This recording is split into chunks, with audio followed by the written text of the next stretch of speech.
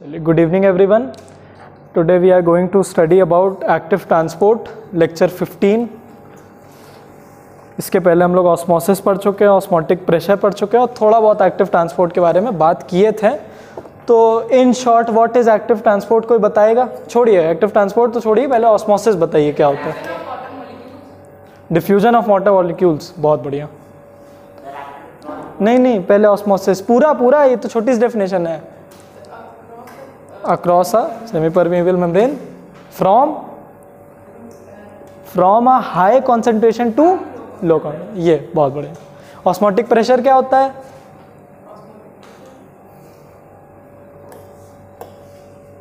जिस प्रेशर से ये ऑस्मोसिस हो रहा है. ठीक है, लेक्चर्स रिवाइज करिए. ऑस्मोटिक प्रेशर क्या होता है कुशाग्र? Osmotic pressure is the minimum pressure exerted by substance to get to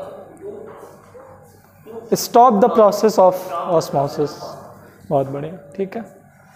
हाँ, अब आते हैं एक्टिव ट्रांसपोर्ट पे. हाँ, प्रिवेंट भी लिख सकते हैं आप. हाँ, प्रिवेंट भी बोल सकते हैं. लेक्चर नंबर 15 ही है ना? एक बार चेक कर लीजिए, 15th ही लेक्चर है ना ये? पिछला वाला 14th हुआ था. Topic absorption by roots. अगर टाइम मिला तो और भी पढ़ेंगे. Turgidity, flaccidity, absorption by roots. ठीक है. अब एक्टिव ट्रांसपोर्ट. हाँ, बताइए. हाँ, वाह,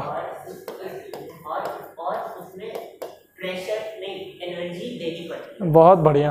पूरा आपने बता दिया एक्टिव ट्रांसपोर्ट के बारे में. इन्होंने पूरी तरीके से बता दिया कि सर एक्टिव ट्रांसपोर्ट वो होता है just the opposite of diffusion. Diffusion में क्या था?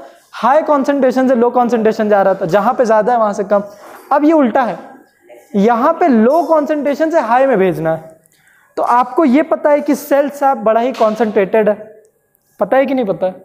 सेल सैप बहुत ही कॉन्सेंट्रेटेड है, ये पता है सबको.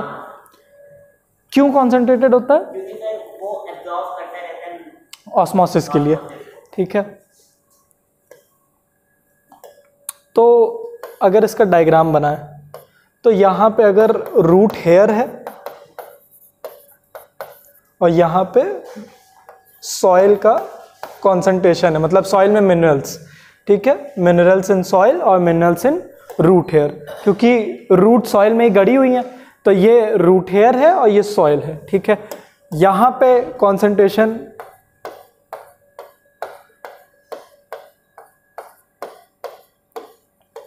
कुछ ऐसा और यहां पे कुछ ऐसा. किस में ज्यादा कॉन्सेंट्रेशन लग रहा? मिनरल्स का. और ये है क्या? दीज आर मिनरल्स और you can call them substances. ठीक है, सब्सटेंसेस बुला सकते हैं आप, आयंस बुला सकते हैं. सब लाइक सोडियम के आयंस है ये, और कैल्शियम के आयंस हैं. कैल्शियम पे कितना चार्ज होता है?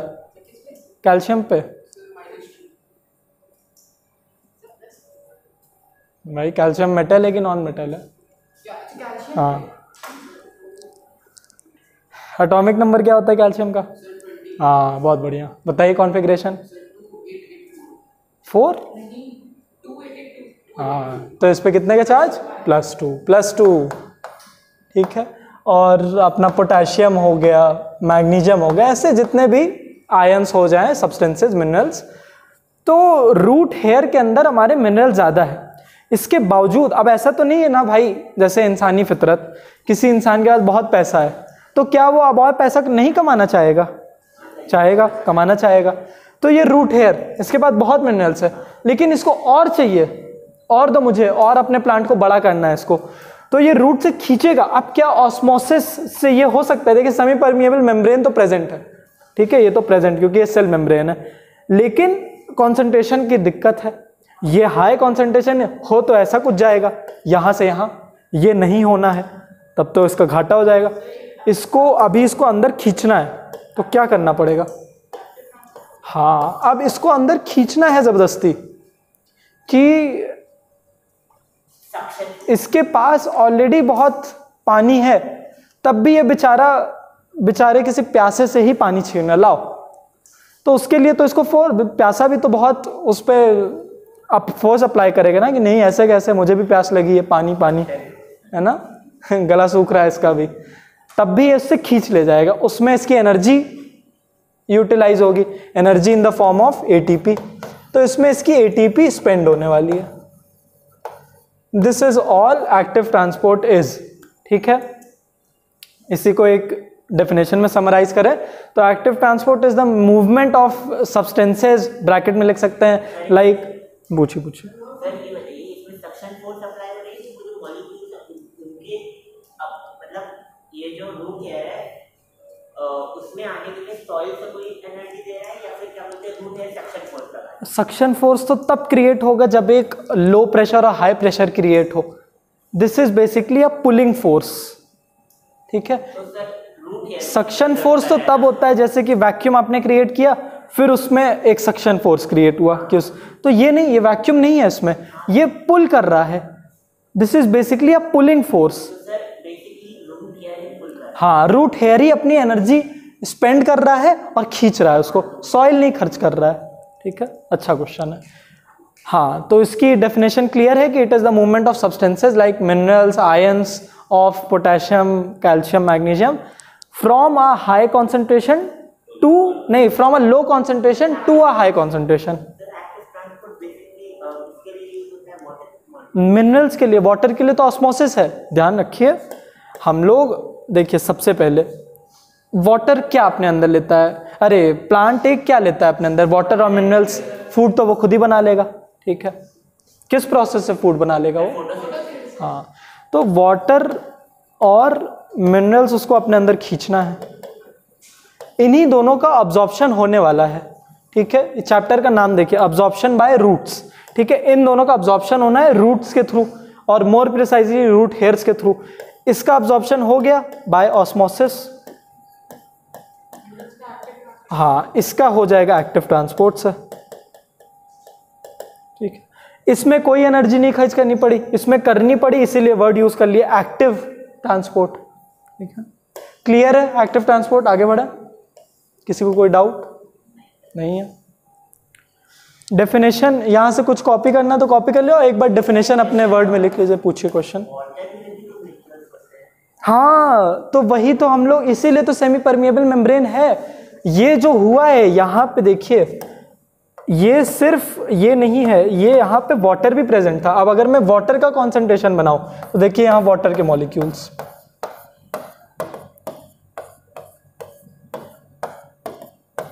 ठीक है, वाटर के मॉलिक्यूल्स, और इसमें ये वाटर मॉलिक्यूल्स है। किस में ज्यादा दिख रहा है? सॉइल में। तो वाटर तो ऑस्मोसिस के थ्रू चला ही गया, through a semi permeable membrane from high concentration to low concentration. Minerals नहीं जा पाए, और मिनरल्स को रोक कौन दिया? ये सेमी परमिएबल मेम्ब्रेन, इसीलिए प्रेजेंट है ये। हाँ, फिल्टर की तरह, क्योंकि ये बड़े मॉलिक्यूल्स हैं।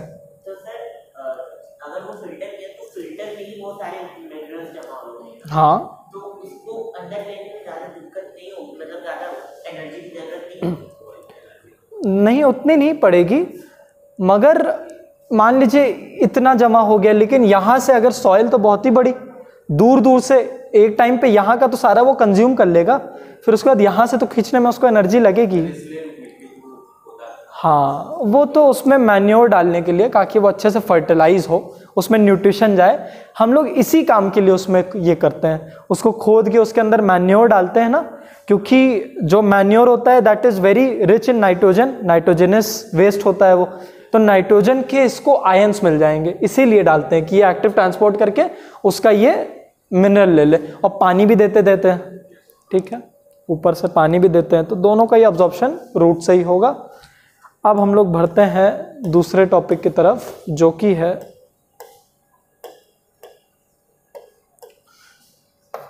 Turgidity and flaccidity.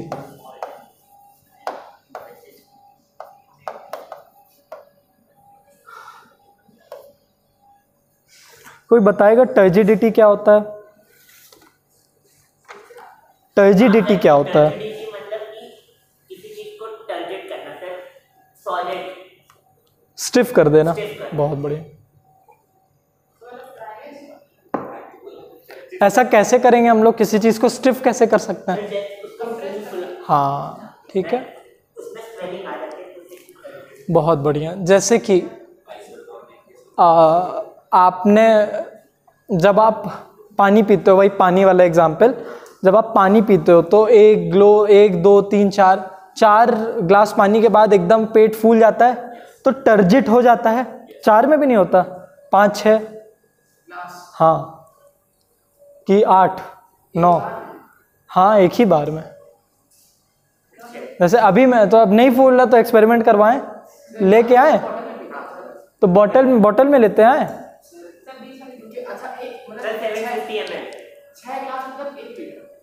हाँ ठीक है, 12 ग्लास पिला दे, 2 लीटर, जितना भी हम कर दे।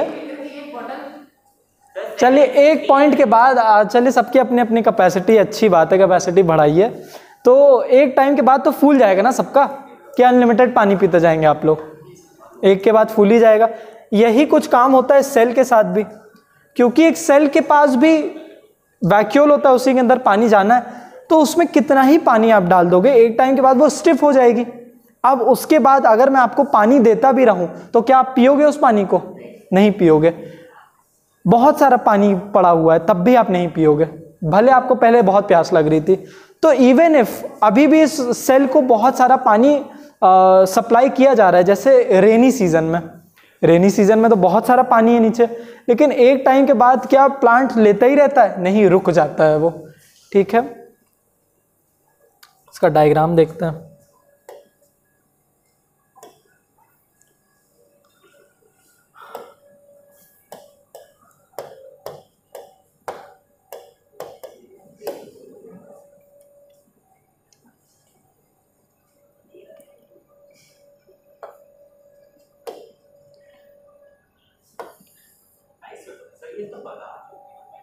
नहीं, ये कुछ अलग है। वैसे आपने सही पकड़ा है। चलिए उसका भी रिवीजन हम लोग करेंगे कि वो क्या है। सब इंटरकनेक्टेड है इस चैप्टर में। क्या हो गया भाई, बहुत इंपॉर्टेंट कुछ बात है क्या?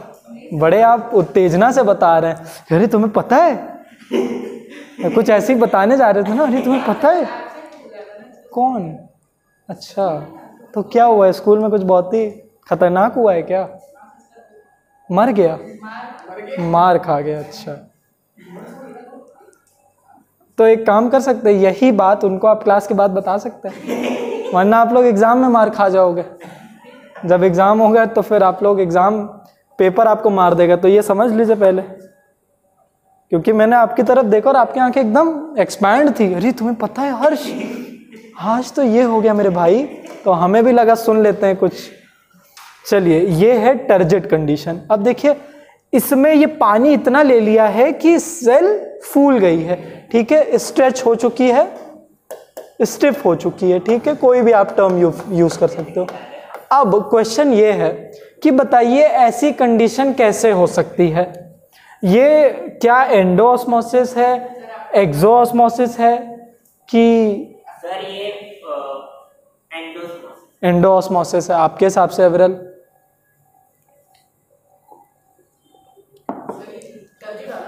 हाँ, हर्ष, अविरल, आयुष, कुशाग्र, सबके हिसाब से ये एंडो है, ठीक है, सब लोग सही हैं। चलिए बहुत बढ़िया, चलिए सबकी पढ़ाई थोड़ी बहुत अच्छी चल रही मुझे लग रहा है। तो अगर ये एंडोऑस्मोसिस किया है तो हमको इसको किस सोल्यूशन में डालना पड़ा होगा? टॉनिसिटी बताइए उस सोल्यूशन की। What is the meaning of tonicity? पिछले बायो के लेक्चर में हम लोग क्या पढ़े हैं? टॉनिसिटी जैसे हाइपोटोनिक, हाइपरटोनिक, आइसोटोनिक। हाँ, लेक्चर देखना पड़ेगा आपको उसके लिए, आप एब्सेंट हैं। क्या बोले अब आपको पता है हाइपरटोनिक क्या होता है? आप प्रेजेंट हैं हाइपरटोनिक वाले में? आप भी नहीं प्रेजेंट थे? दोनों लोग नहीं थे। दोनों ही नहीं थे? सर दोनों ने वीडियो नहीं देखी, सर दोनों पास थे। चलिए तो आप ही दोनों बताइए। Sir hypotonic. चलिए दोनों लोग बताएं। तो ये एक हाइपोटोनिक सोल्यूशन के अंदर प्लेस्ड है। चलिए अंदर हायर कंसंट्रेशन और बाहर कम कंसंट्रेशन। चलिए स्टेप बाय स्टेप इसको भी करते हैं जो आपने बोला। कुशाग्र ने बोला ये एक हाइपोटोनिक सोल्यूशन में प्लेस्ड है। हाइपो की हाइपर?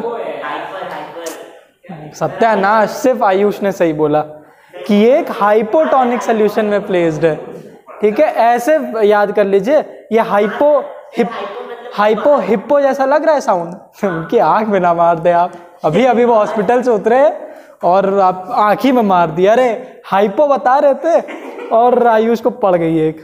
ठीक है, ऐसे याद कर लीजिए। हिप्पो जैसा दिख रहा है, हिप्पो मोटा, तो ये हाँ हिप्पो फूल गया। छोड़िए, आप शांति रहिए भाई। हाइपोटोनिक में हाँ अगर बाहर खाली था, अगर बाहर कम पानी था तो ये अंदर क्या गया फिर? हवा लेके वो फूल गया। भाई बाहर पानी ज्यादा था, अंदर पानी कम था। ठीक है, बाहर देखिए ऑस्मोसिस में तो सब लोग थे ना। ऑस्मोसिस में तो सब लोग थे। ऑस्मोसिस में क्या होता है? हायर कॉन्सेंट्रेशन से लोअर कॉन्सेंट्रेशन। टॉनिसिटी में रिवाइज करा दो। टॉनिसिटी बेसिकली जिस सोल्यूशन में लोग प्लेस्ड होते हैं। अगर ये हाइपोटोनिक में है तो ये एंडोस्मोसिस करेंगे। हाइपोटोनिक मतलब बाहर सोल्यूशन में वाटर का कॉन्सेंट्रेशन ज्यादा है, तो ज्यादा से कम में, तो इसके अंदर ज्यादा है तो ज्यादा से कम में चलेगा, फूल गया सेल। ठीक है, अब हाँ डेरिवेशन नहीं इसी में है। अब फ्लैसिडिटी में बताइए, या फिर आप इसमें बताइए। इस वाले में किस में प्लेस्ड होगा? नहीं यार, इस वाले में हाइपरटोनिक में। हाइपरटोनिक में सोल्यूशन में कम कंसंट्रेशन होता है वाटर का सेल के अंदर। तो इसमें श्रिंक हो जाएगा।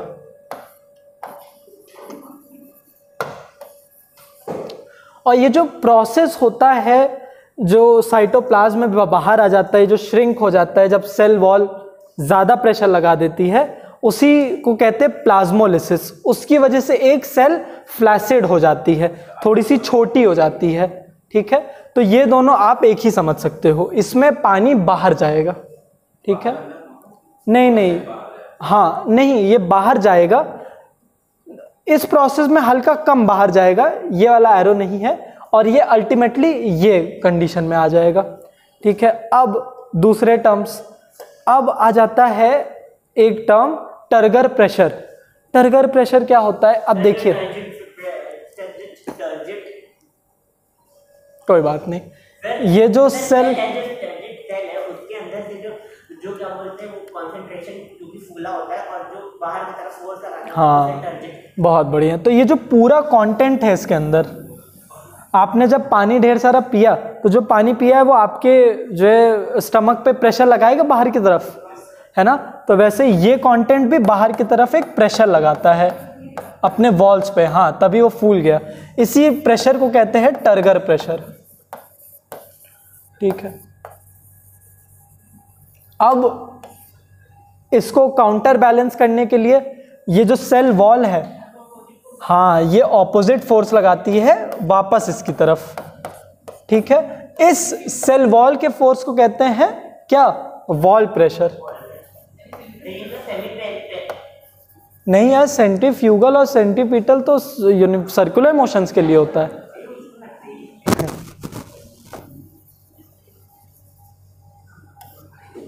पूछिए अब। सेल मेम्ब्रेन है ये।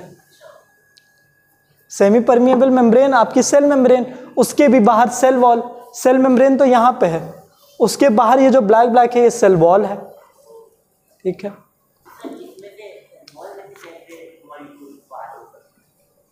सेल वॉल तो फ्रीली परमिएबल है, उसको तो कोई फर्क ही नहीं पड़ता है। आपको क्या लगा वो इम्परमिएबल है? पन्नी है वो। समझ में आया?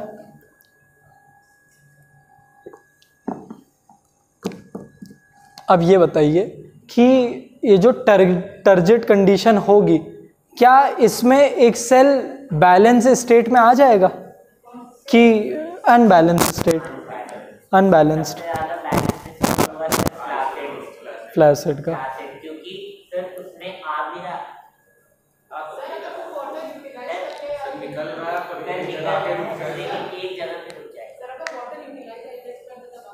क्या करते हैं हम? हाँ, देखिए इस कंडीशन में ये बैलेंस स्टेट में रहेगा, क्योंकि जो टर्गर प्रेशर बाहर लगेगा उसको कैंसिल आउट कर देगा वॉल प्रेशर।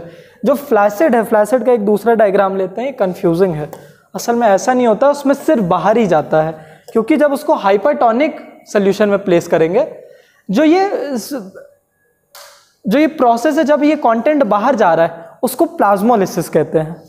ठीक है, दो ही टर्म्स ऑपोजिट है, एक टर्जिडिटी, एक फ्लैसिडिटी। टर्जिडिटी में सेल फूलता है, फ्लैसिडिटी में छोटा होता है। ठीक है, नहीं बीच का कोई नहीं होता है, ये डायग्राम कंफ्यूजिंग है थोड़ा।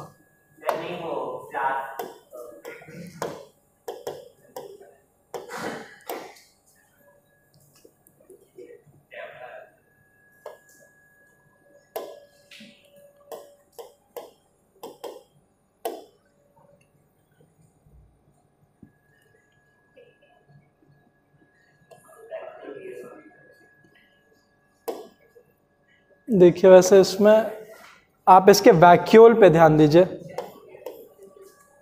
देखिए टर्जिड वाले में इसका वैक्यूल बड़ा है, टर्जिड वाले में इसका वैक्यूल बड़ा है, और फ्लैसिड वाले में इसका वैक्यूल छोटा है। ठीक है, तो इसमें सेल श्रिंक होगी और इसमें सेल फूलेगी, और ये जो पूरा प्रोसेस जब सारा पानी ये छोड़ देगी तब वो प्लाज्मोलाइज्ड हो जाएगी। ठीक है, पूरा पानी छोड़ चुकी है तो ये प्लाज्मोलाइज्ड हो जाएगी। जैसे कि आपने बोला फ्लैसिड और टर्जिडिटी दोनों एक दूसरे के ऑपोजिट है। प्लाज्मोलाइज्ड का मतलब क्या? प्लाज्मोलाइज्ड है ये जो प्रोसेस है, जब ये अपना कंटेंट छोड़ती है उसको प्लाज्मोलिसिस कहते हैं, और जब ये पूरा कंटेंट छोड़ दे अपना तो उसको प्लाज्मोलाइज्ड सेल कहते हैं। ठीक, अब समझ में आया? जब पूरा कंटेंट छोड़ चुकी है ये, तब उसको प्लाज्मोलाइज्ड कहेंगे। ये आपके टॉपिक, ये आपके उसमें नहीं है, सिर्फ ये दोनों है। ठीक है, वो प्लाज्मोलिसिस है, प्लाज्मोलिसिस है ये जो प्रोसेस है जिससे बाहर जा रहा है। प्लाज्मोलाइज्ड वर्ड में नहीं मिलेगा आपको।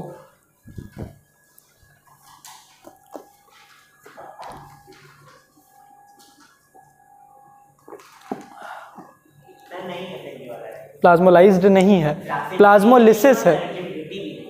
नहीं, टर्जिडिटी होगा, नहीं है तो यही देख लीजिए, और कॉपी करना है तो कर लीजिए, नहीं तो आगे बढ़े। किसी को करना है कॉपी? किसी का कोई डाउट? कोई डाउट ही नहीं किसी का? कॉपी कर लीजिए फिर।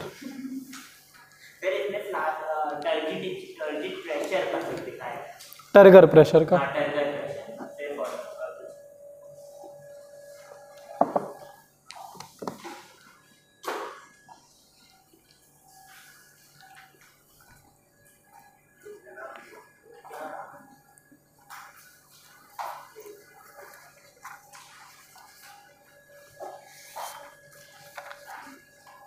चलिए, किसी का कोई डाउट नहीं है तो मैं ही पूछ ले रहा हूँ कि जो ये फ्लैसिड कंडीशन है इसमें क्या ज़्यादा होगा, टर्गर प्रेशर या वॉल प्रेशर? फ्लैसिड में टर्गर प्रेशर ज़्यादा होगा कि वॉल प्रेशर? चलिए गुड। और इसमें टर्गर प्रेशर। इसको बता दीजिए वॉल प्रेशर ज़्यादा होता है, ये नहीं समझ इसमें? क्योंकि देखिए टर्गर प्रेशर बेसिकली क्या है ना, ये जो वैक्यूल है, वैक्यूल है, इसके अंदर पानी भरा है, तो पानी भरा है तो वही पानी बाहर वॉल्स पे प्रेशर लगा रहा है। जब ये पानी अपना छोड़ रहा है, देखिए इसका साइज छोटा है इससे, ये बड़ा था तो ये प्रेशर अच्छे से लगा पा रहा था, ये छोटा होता जा रहा है तो कम प्रेशर लगाएगा, छोटी चीज़ कम प्रेशर लगाएगी उस पर। और वॉल प्रेशर तो लग ही रहा है, इस पर भी इक्वल वॉल प्रेशर लग रहा था, इस पर भी लग रहा है, इस वजह से इसका वॉल प्रेशर ज़्यादा है इसके टर्गर प्रेशर से। हाँ, जो जो अच्छा लगे कॉपी कर लीजिए, बाकी पीडीएफ तो आ ही जाएगी।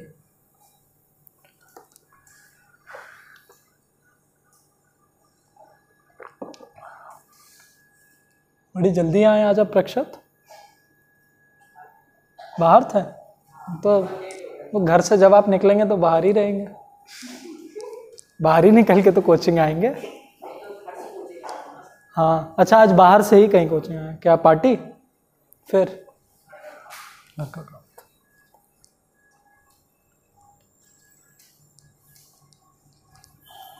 बढ़े आगे।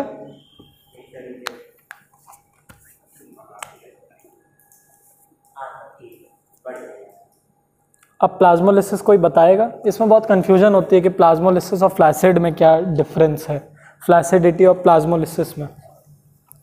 फ्लैसिडिटी और प्लाज्मोलिसिस में ये डिफरेंस है, जो फ्लैसिडिटी है वो एक रनिंग स्टेट है और जो प्लाज्मोलिसिस है वो एक सॉल्यूशन है, क्योंकि सर वो अपने एंड स्टेट में जा चुका है। ये अपने लिख लीजिए फिर डिफरेंस लिख लीजिए कि फ्लैसिडिटी में लिख लीजिए रिवर्स ऑफ टर्जिडिटी, हाउएवर, ठीक है, flaccidity is the reverse of turgidity, however flaccidity is the reverse of turgidity, however plasmolysis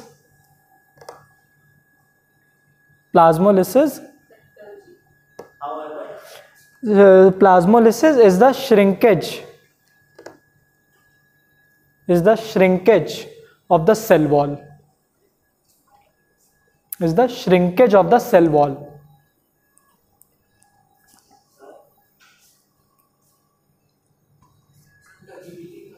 हाँ, turgidity is the reverse of flaccidity.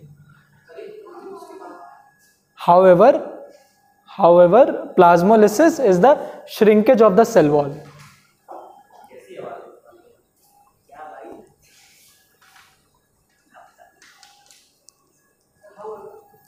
However, plasmolysis is the shrinkage of the cell wall. Shrinkage, सिकुड़ना. Plasmolysis, PLASO. Plasmolysis is shrinkage of the cell wall. Shrinkage. अवरल भाई कुछ समझाइए ने, क्या हो गया है आज? ये आप धरने पे बैठे हैं आज, अलती पलती मार के? नहीं अच्छी बात है, बैठिए, बस पूछ रहे हैं, ज़्यादा कंसंट्रेशन मिलता है, अच्छी बात। चलिए, प्लाज्मोलिसिस का लाइव मतलब प्रैक्टिस किसी ने देखा है? हम लोग रियल लाइफ में प्रैक्टिस करते हैं, प्लाज्मोलिसिस करते हैं पेपर को जलाते हुए। अच्छा, तो अलग नहीं मेरे भाई, उसमें पानी कहाँ इन्वॉल्व है? प्लाज्मोलिसिस आप देखे होंगे कि बलून नहीं, आप उल्टा बोल सकते थे कि बलून को एक आप हाइपरटोनिक सोल्यूशन में डाल दीजिए, है ना। मगर उससे भी अच्छा एग्जाम्पल, ये तो आप करते तो है नहीं प्रैक्टिस, ये तो अनजाने में हो जाता है आपसे गलती से, ठीक है।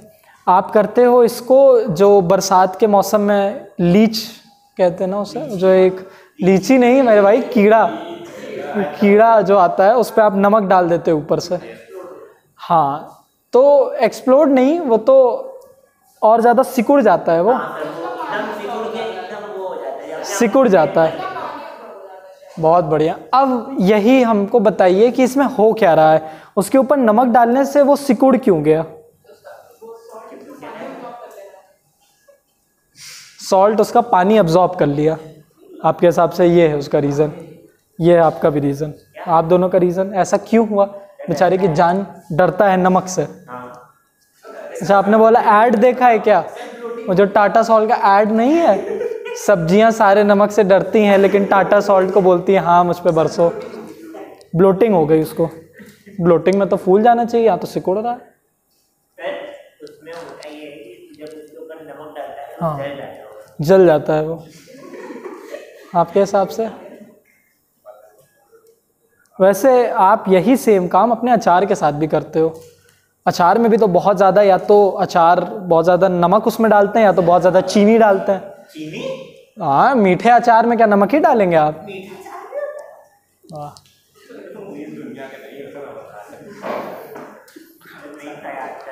कोई बात नहीं, पूछिएगा फिर। क्या आंसर आपका क्या था कि वो नमक अब्जॉर्ब कर लेगा उसका। देखते हैं, बस वो बच्चे हैं प्रक्षत भाई, वो भी आंसर दे दें। कुछ तुक्का लगाएंगे? आपका तो जलना ही फिक्स है, आपने सेली को जला दिया।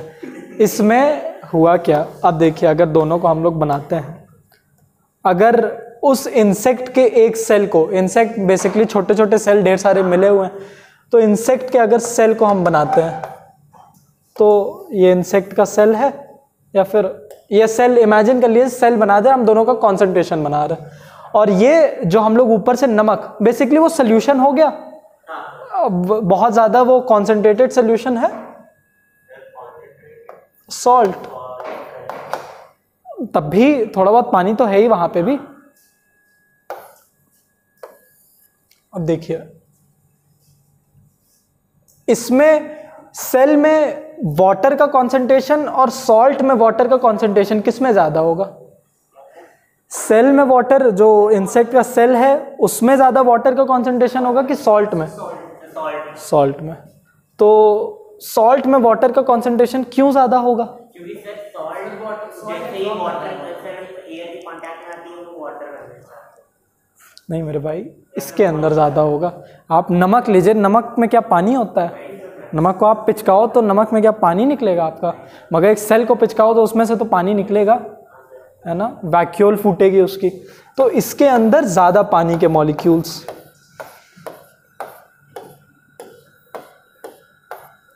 और इसमें ना के बराबर पानी के मॉलिक्यूल्स। ठीक है, क्या होने वाला है? क्या होने वाला है? हाँ, ये वाटर के मॉलिक्यूल्स हायर कॉन्सेंट्रेशन से लोअर में जाएंगे, इसको क्या बोलते हैं हम लोग? एक्सोऑस्मोसिस। सारे निकल गए तो बेचारा वो इंसेक्ट सिकुड़ गया, है ना, श्रंक हो गया वो। हाँ, और इसी को हम लोग कहेंगे, मैंने क्या बताया, प्लाज्मोलिसिस क्या है? वही श्रिंकेज, वो जो सेल वॉल श्रिंक हो गई है, तो यहाँ पे प्लाज्मोलिसिस हुआ है। ठीक है, तो इसीलिए उसके ऊपर नमक डालते ही वो सिकुड़ के मर जाता है। और मारने के लिए तो आप करते हो उसको, कि उसको कभी सच में आपने नमक नहीं डाला है क्या? सब लोग ने डाला है नमक उस कीड़े के ऊपर? सुना है, आयुष ने डाला है शायद, आयुष सारा काम किया है। अब यही काम होता है अचार के साथ भी। ठीक है, अचार में भी हम लोग क्यों डाल देते हैं? क्योंकि जो उसमें बैक्टीरिया आएंगे, ये सेम काम यहाँ पे, बस बैक्टीरिया का सेल इमेजिन कर लीजिए। ठीक है, तो यही सेम काम उसके साथ भी हो जाएगा, है ना। ये, और अगर हम लोग शुगर ले रहे हैं तो शुगर में भी तो वाटर का कॉन्सेंट्रेशन इतना ही होगा। ठीक है, चलिए, तो ये प्लाज्मोलिसिस एंड प्रैक्टिस की है। किसी का कोई डाउट? प्लाज्मोलिसिस और फ्लैसिडिटी में डाउट क्लियर है सबका? आज आप लोग पूरी ये जो मार खाया है उसको आप डिस्कस कर ही लोगे, और आप लोग कल जाके उसको मार भी दोगे ना। चलिए, हमको बता कौन मार खा गया, कैसे मार खा गया बताइए। हाँ, नाम के साथ बताइए, वो लड़का कौन है? आदर्श। प्रोजेक्ट नहीं दिया आदर्श ने, तो आपने जब बोला मार खाया तो हमको लगा किसी लड़ाई हुई है बच्चों की आपस में, मैम से मार खा गया। अच्छा, तो आप उनको डरा रहे हैं कि कल तुम भी मार खाओगे, ये है? तो आप कल भी नहीं जाएंगे, तो ये नहीं मार खाएंगे। आपको क्या दिक्कत? उससे आपकी अटेंडेंस कम हो रही, पर वो कल भी नहीं आएंगे। तो आप उनसे वही पूछ रहे कि अच्छा परसों आओगे? वो बोल रहे नहीं। नरसों आओगे? नहीं। फिर आओगे? नहीं। वो यही चल रहा है क्या तब से?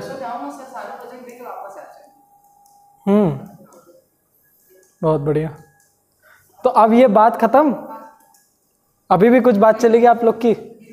चलिए, होप सो आप लोग एक और टॉपिक ना उठा लो।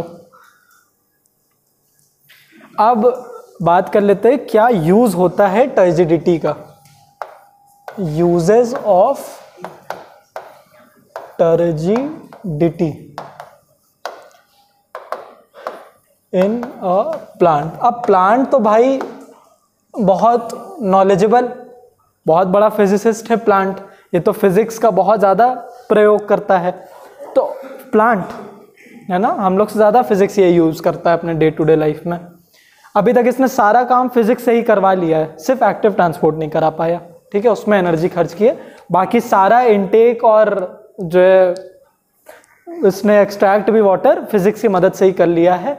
अब जो टर्जिडिटी, अब जब ये सेल उसकी फूल चुकी है, उसको भी इतना सुनहरा मौका तो ये जाने नहीं देगा, तो उसका क्या ये टर्जिड, वो तो उस टर्जिड फूली हुई सेल का कैसे यूज कर सकता है ग्रोथ में? ग्रोथ में कैसे करेगा? मतलब वो सेल फूल गई है तो सेल ग्रो कर गई है। आपको अगर मुझे आपको ग्रो करना हुआ तो आपको पानी पिलाते रहूंगा मैं, उससे आप ग्रो हो जाओगे। ग्रो में ग्रो, ये क्या मतलब इसका? पानी पीने से तो कोई नहीं ग्रो करता ना। हाँ नहीं, टर्जिड यहाँ पे दिमाग में बनाइए कि अभी सेल इसकी फूली हुई है, स्टिफ है, प्लांट बड़ा ही हार्ड है। कंपेयर मत करिएगा किसी हार्ड ऑब्जेक्ट से, आप ऐसे कंपेयर करिए कि अगर प्लांट के अंदर पानी ना होता तब तो बड़ा फ्लैसिड होता ना। हाँ, अब लीफ उसकी देखिए, लीफ एकदम स्ट्रेट रहती है उसकी, आगे टिप पे जाके भले ही बेंड हो जाए लेकिन स्ट्रेट तो रहती है। सॉफ्टन नहीं, सॉफ्टन का उल्टा स्टिफ है। अभी इसका यूज कैसे कर रहा है वो, उस जो अभी हार्ड है लीफ, हाँ मॉइस्चराइज रहेगी अंदर से, बहुत अच्छा। हाँ, अपने आप को बैलेंस रखने के लिए, ठीक है। और कुछ? सबसे पहला जो हुआ कि वो सॉफ्ट टिश्यूज को, to make soft tissues stiff.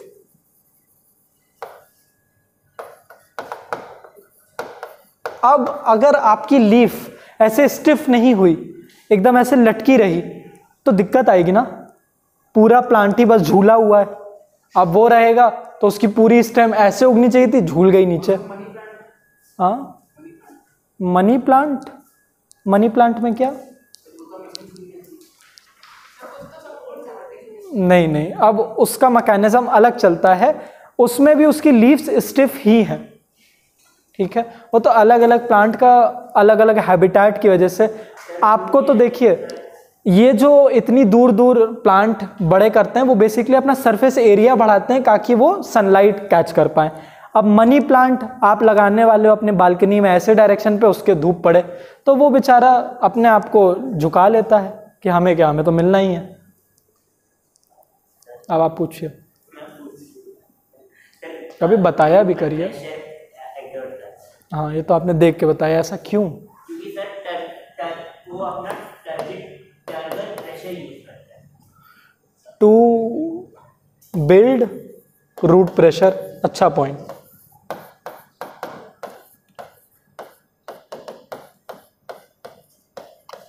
आपने बोला वो अपना टर्गर प्रेशर यूज करता है, कैसे? रूट को बढ़ा, रूट को बढ़ा के? नहीं यार, देखिए, अगर एक सेल टर्जिड है, रूट प्रेशर क्या होता है? पहले तो रूट प्रेशर किसी को क्लियर है? पता है क्या होता है? क्या होता है? जो सेल टू सेल ट्रांसपोर्ट होता है। जैसे कि अगर ये मैं रूट बनाया, इसमें ऐसे सेल्स अरेंज्ड होंगी, पूरे में होंगी कि नहीं?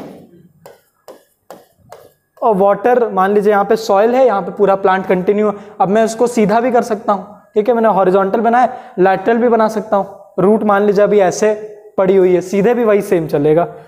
वाटर अंदर घुसा, किसकी मदद से? ब्लू कर दे रहा हूँ इसको, किसकी मदद से? कैसे अंदर घुस गया वाटर? एंडोऑस्मोसिस। सही बोलते हैं तो धीमे धीमे क्यों बोलते हैं आप? वो देखिए, वो गलत बोलते हैं इतना तेज तेज, आप धीमे इतना धीमे, सही इतना धीमे बोलते हैं आप, ठीक है। ऑस्मोसिस से अंदर घुस गया। अब ये रूट प्रेशर क्या होता है? इस सेल में पानी आ गया है, अब देखिए, अब ये सेल टू सेल ऑस्मोसिस करना स्टार्ट करेगा। क्योंकि अब देखिए इन दोनों में किसका कॉन्सेंट्रेशन ज्यादा है, वाटर का। इन दोनों सेल्स में किसका कॉन्सेंट्रेशन ज्यादा लग रहा है, वाटर का। इस वाली में, आपको इसमें लग रहा है? अरे मेरे भाई इसमें ही होगा ना। मान लीजिए इसको ए इसको बी माने, तो आपके हिसाब से बी में ज्यादा कॉन्सेंट्रेशन। बी तो खाली है, अभी इसने पानी लिया है तो ए में ज्यादा हो गया, फिर ऑस्मोसिस होगा, इसने इसमें डाला, अब इसमें भर गया। फिर बी और सी में क्या होगा यार, कौन ज्यादा कॉन्सेंट्रेशन होगा, बी में। फिर इसमें गया और ये यहां से लेता ही रह रहा है। तो देखिए सेल टू सेल ऑस्मोसिस होना स्टार्ट हुआ इसी, हाँ तब तक होगा जब तक सब में इक्वल ना हो जाए। अब रूट तो बहुत दूर तक है, ठीक है, पूरा यहां तक है, तो पूरे रूट में ऐसे इक्वल हो जाएगा पानी। फिर ऊपर लेके जाएगा जाइलम, उसको क्या बोलते हैं जब ऊपर जाता है, पानी और मिनरल जब ऊपर चढ़ते हैं, जो अपवर्ड मूवमेंट होता है वाटर मिनरल का, उसको क्या कहते हैं, असेंट ऑफ सैप। ठीक है, चलिए वो भी आगे करेंगे। ये रूट प्रेशर क्लियर हुआ, क्लियर हुआ ना। अब बात करते हैं, रूट प्रेशर आगे पढ़ना था, अभी कर लिया तो आगे दिक्कत नहीं आएगी। और इसमें रूट प्रेशर में और क्या बता दें, सेल टू सेल ऑस्मोसिस, अच्छे से क्लियर है ना रूट प्रेशर। कब तक होगा ये, कब तक होता रहेगा, जब तक पूरा रूट भर ना जाए पानी से, ठीक है, तब तक, जब तक सब में पानी ना आ जाए। क्या कभी उल्टा भी होना स्टार्ट हो जाएगा? हो जाएगा, जब वो खींचेगा पानी और मिनरल्स, कभी उल्टा नहीं हो पाएगा। क्यों, इसका कोई आंसर करेगा? कभी उल्टा नहीं हो सकता ये। हाँ वो तो प्लांट के लिए दिक्कत वाली बात है, लेकिन ये अपने आप को प्रिवेंट कैसे करता है ये करने से कि कभी लूज ना करे जिंदगी में। ये पता चला खुद के पास पानी था, कैक्टस वो प्लांट ही को दिए पड़ा है, तो कैसे प्रिवेंट करते हैं। मान लीजिए बाहर कम कंसंट्रेशन है, इसके ज्यादा ही अंदर कंसंट्रेशन, कैक्टस को इमेजिन करिए, एनर्जी नहीं, एनर्जी की जरूरत नहीं पड़ती, वो फिजिक्स अप्लाई करता है, क्योंकि इसने अपने सेल के अंदर, आपको याद होगा पहले, root hairs have a highly concentrated cell sap, इसने अपना कॉन्सेंट्रेशन खुद ही इतना ज्यादा हाई किया है कि इसका कॉन्सेंट्रेशन हमेशा सॉइल के कॉन्सेंट्रेशन से ज्यादा रहेगा, तो सिर्फ एंडोऑस्मोसिस हो सकता है यहाँ पे। ठीक है, उसी वजह से तो इसको एक्टिव ट्रांसपोर्ट करना पड़ रहा है मिनरल्स को लेने के लिए। चलिए रूट प्रेशर तो क्लियर है। अब ये टर्जिडिटी कैसे मदद की इसको, यही तो काम हुआ। देखिए ये पानी अंदर आया तो ये सेल टर्जिड हो गई, इसके टर्जिड होने से फिर यहां ऑस्मोसिस हुआ, फिर ये टर्जिड हुई, भर गई अंदर, फिर इससे गया, फिर ये टर्जिड, तो टर्जिडिटी तो मदद कर रही है सेल्स को, तो ऐसे मदद करती है टर्जिडिटी रूट प्रेशर को बिल्ड करने में। क्लियर ये वाला पॉइंट, इंपॉर्टेंट पॉइंट है ये वाला। थर्ड पॉइंट कोई बताएगा? कुशाग्र आप ही बताएंगे,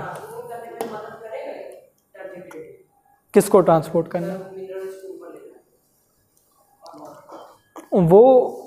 वो काम करता है हमारा सक्शन प्रेशर। वैसे टर्जिडिटी है उसमें एक फैक्टर, ठीक है, लेकिन उसको आप लिख मत दीजिएगा। आपने बोला ये जो आपने ये ड्राइंग बनाई है ये रिवर्स नहीं हो सकती, नहीं हो सकती, तो वो ऊपर ले जाने को ही, वो सॉइल से बाहर नहीं, वो प्लांट में ऊपर चढ़ाने का पूछ रहे हैं कि ये ऊपर जब जाएगा, असेंट ऑफ सैप पूछ रहे हैं, तो वो करेगा तो जाइलम और एक सक्शन प्रेशर, एक सक्शन फोर्स रहेगी, वो क्रिएट क्यों होती है, कोई बताएगा क्यों? मिनरल्स और वाटर खींचने के वो हो, हाँ ठीक है उसके लिए, लेकिन हुई कैसे ये? जिससे कि वो अपनी जगह पे स्थिर है। एकदम सही, लेकिन ये क्रिएट कैसे हुई, क्रिएट हुई कैसे ये सक्शन फोर्स? प्लांट ने बिना अपनी एनर्जी खर्च किए कैसे खींच लेता है नीचे से?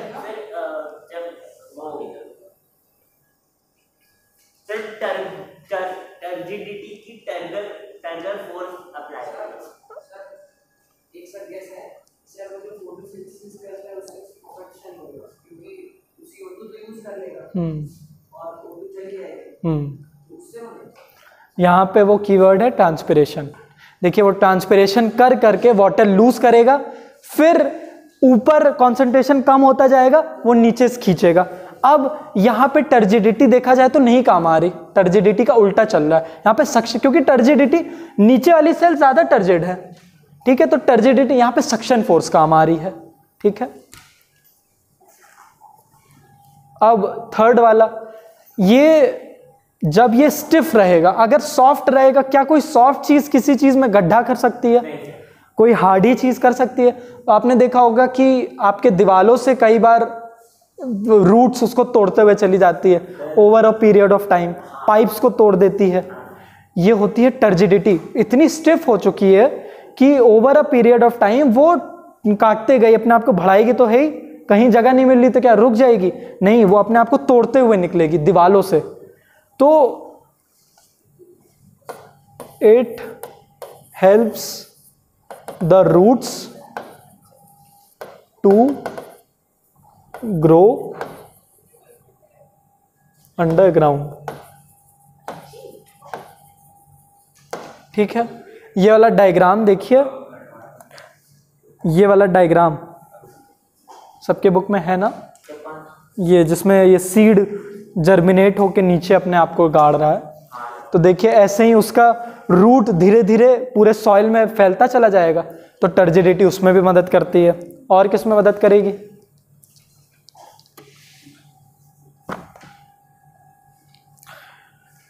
Opening and closing of stomata में भी मदद करेगी। ठीक है, दिन के टाइम स्टोमाटा खुले रहते हैं कि बंद रहते हैं? दिन के टाइम स्टोमाटा खुले रहते हैं। बंद रहते हैं। तो ये रेस्पिरेशन होगा कैसे अगर बंद कर लिया उसने? दिन में खुले रहते हैं, रात में बंद हो जाते हैं। ठीक है, इसीलिए तो बोलते हैं रात को पेड़ के नीचे नहीं सोना चाहिए, क्योंकि रात को वो क्या रिलीज करने लगती है? हाँ, वो CO2 देने लगता है। नहीं भाई, ये रियल है, मिथ नहीं है, रियल है। अब आप पढ़िए और खुद अब एक्सपेरिमेंट मत कर लीजिएगा अपने साथ कि आज हम पेड़ के नीचे ही सोएंगे रात को, हैं? बोल क्या पूरा रात सो गए, अब लंबा क्या? भाई पूरे एटमॉस्फेयर में ऑक्सीजन है, तो ऑक्सीजन भी तो डिफ्यूजन कर रही है। यहाँ पे लो कॉन्सेंट्रेशन उसको भर ले रही। सिर्फ आपको एक मैं रूम में बंद कर दूं और उसमें सिर्फ पेड़ लगा हुआ है, ठीक है, तब हो जाएगा। मर जाएंगे आप। तो वो डिफ्यूजन होने लगता है ना, क्योंकि देखिए भले रात में देखिए जंगल में तो बहुत कम कॉन्सेंट्रेशन हो गया ऑक्सीजन का, लेकिन खत्म नहीं हो सकता क्योंकि ऊपर तो ऑक्सीजन है ही, तो डिफ्यूजन होगी, high concentration to low concentration, तो ऐसे नीचे आता रहेगा ऑक्सीजन। वाइल्ड लाइफ तो रेस्पिरेशन करेगी। जानवर अब इसके लिए भी देखिए ऐसा नहीं होगा कि पूरी तरह से ऑक्सीजन गायब हो जाएगी, ऐसा नहीं हो पाएगा। हाँ, अमाउंट कम हो जाएगा। अब अच्छा, आपको डिफरेंस तो फील होता है, चलिए और इजी होगा। डिफरेंस तो फील होता है ना, आप मान लीजिए यहाँ पे सांस ले रहे और कंपनी गार्डन में सांस ले रहे, डिफरेंस फील होता है। वहां पे ज्यादा फ्रेश फील होता है, आपको नहीं होता है? नहीं, कंपनी गार्डन में भी मैं वो लेक एक के पास नहीं, पेड़ों के बीच में दिन के टाइम में आप लोग गांव जाए, जंगल जाए, टेम्परेचर भी कम रहता है, वो तो ट्रांसपिरेशन फ्रेश फील होता है, ज्यादा ऑक्सीजन फील होती है। तो देखिए थोड़ा डिफरेंस आया। तो ये दिन के टाइम वो ऑक्सीजन रिलीज किए पड़ा है, तो आपको ज्यादा ऑक्सीजन। रात के टाइम आपको भले फील ना हो, लेकिन ये हो रहा है कि आपको ऑक्सीजन कम मिल रही, कार्बन डाइऑक्साइड ज्यादा मिल रही है। ठीक है, तो ये ओपनिंग और क्लोजिंग ऑफ स्टोमाटा में भी अगर सेल बहुत ही टर्जिड है, टर्जिड दिन के टाइम ही रहेगी, क्योंकि ये दिन के टाइम ही तो पूरा प्रोसेस होने वाला है, रात के टाइम ये प्रोसेस नहीं होगा। क्यों? क्या ये रात के टाइम ये सब होने वाला है? ये रूट प्रेशर, ऊपर ट्रांसपोर्ट, कि रात के टाइम नहीं होगा? रात के समय इसलिए रुकेगा क्योंकि ट्रांसपिरेशन रुक जाएगा।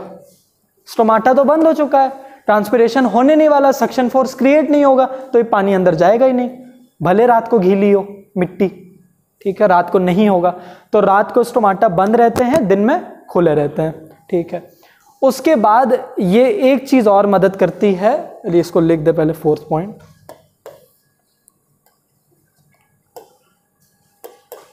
Fourth point, opening and closing of stomata. और लास्ट पॉइंट है इसका, ये टर्गर मूवमेंट में मदद करती है। टर्गर मूवमेंट क्या होता है? देखिए आपने टच मी नॉट प्लांट देखा होगा, है ना? टच मी नॉट, वो उसको जिसको छूते ही वो बंद हो जाता है ना। हाँ, छुई मुई, छुआ है किसी ने उसको? मेरे घर पे है। आपके घर ही पे है किसी ने? या प्रक्षा आपने कुछ किया ही नहीं है क्या? ना आपने नमक डाला है, हाँ बस पढ़ते ही रहे।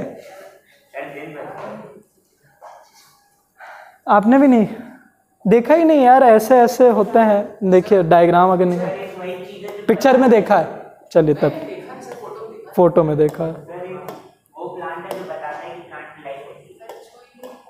सर वीनस फ्लाइट है। हाँ, देखा है।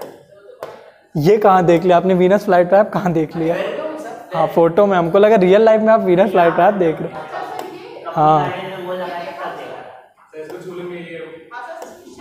हाँ, ये छूने से बंद हो जाता है। इन्होंने बहुत अच्छा टर्म यूज किया कि शायद श्रिंक होता है, बंद नहीं होता है ये। तो ऐसा होता क्यों है? क्योंकि यहाँ पे देखिए इन लीफ के बेस में सारा इसका पानी होता है जो इसको टर्जेट बनाए रहता है।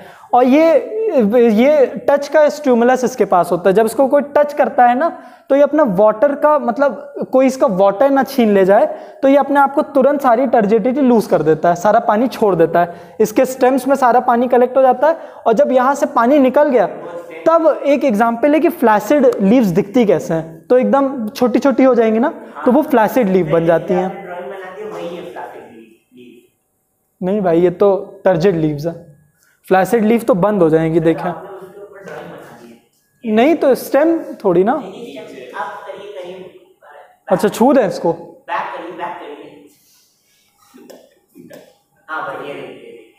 हाँ हाँ, गुड। देखिए अब ये फ्लैसिड हो गई है। हमको लगा आप बोले छू दिया आपने तो हो गया। ठीक है, देखिए इसने छू दिया तो ये बंद भी हो गया। और ये सिर्फ ऐसा नहीं होगा, जो हिस्सा छुएंगे वो पूरा प्लांट ही बंद कर देता है। ठीक है, 2-3 सेकंड लगेगा, तुरंत मत एक्सपेक्ट करिएगा खट से बंद कर ले, वो तो वीनस फ्लाई ट्रैप ही करेगा। ये 2-3 सेकंड में बंद हो जाएगा। ठीक है, तो 5 यूजेस ये हुई टर्जिडिटी के। पूछते हैं एग्जाम में, 5 मार्क्स से क्वेश्चन आ सकता है, what are the uses of turgidity in a plant. Clear रखिएगा अपना फंडा। अब हम लोग अगले क्लास में रूट प्रेशर तो कर ही चुके हैं, और ये जो एक्सपेरिमेंट्स हैं हम लोग ने पूरा चैप्टर कर लिया है। ये एक्सपेरिमेंट्स हम लोग स्टार्टिंग में ही किए थे कि अब्जॉर्प्शन रूट करता कैसा। आप चाहे तो हम लोग एक्सपेरिमेंट कर चुके हैं, कर सकते हैं। करना है? चलिए ठीक है, कर लें। चलिए फिर एक और क्लास और ये चैप्टर ख़त्म, फिर हम लोग स्टार्ट कर लेंगे फोटोसिंथेसिस, 5th चैप्टर। और फिजिक्स पढ़ के कल हम लोग की क्लास है साथ में? कल नहीं, कल केमिस्ट्री है। ठीक है, तो परसों फिजिक्स में लाइट चैप्टर थोड़ा बहुत पढ़ के आएगा, अब रिफ्लेक्शन स्टार्ट कर लेंगे हम लोग। ठीक है, चलिए, थैंक यू। हाँ, लाइट पूरा टॉपिक ही। सबसे पहले तो रिफ्लेक्शन करेंगे ना, फिर रिफ्रैक्शन।